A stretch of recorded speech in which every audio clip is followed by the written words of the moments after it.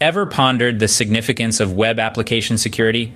In the vast universe of the internet, the security of web applications isn't just important, it's paramount. And one of the critical areas where security often falls short is in identification and authentication. Identification and authentication failures, grouped under the category A07, 2021 inches, by the Open Web Application Security Project, or OWASP, are common security pitfalls that can have serious consequences. These failures were previously known as broken authentication, and while they may have slid from their former second position, they remain a critical concern in the field of cybersecurity. So, what are these identification and authentication failures exactly? Firstly, we have weak or insecure authentication mechanisms. This could be the use of weak passwords, a lack of multi-factor authentication, or insufficient password policies. These vulnerabilities can provide an easy route for attackers to compromise user accounts. Next up is improper session management.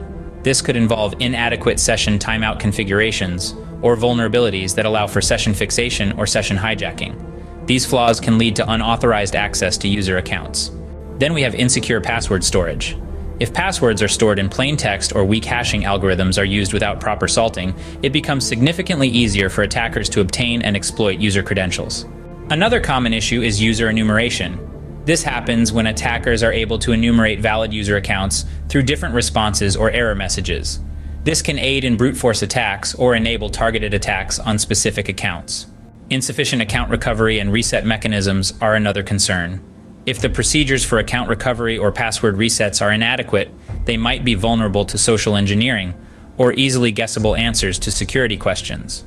Finally, the use of insecure authentication protocols is another common failing. If deprecated or vulnerable authentication protocols are used, these can be exploited. To counter these identification and authentication failures, we need robust authentication and authorization mechanisms, multi-factor authentication, strong password policies, regular updates to authentication protocols, and regular security assessments and audits to identify and address vulnerabilities. Remember, this information is based on the last known update from January 2022, and the specifics of the OWASP Top 10 for 2021 might differ from previous versions. For the most recent version and further information, do visit the official OWASP website.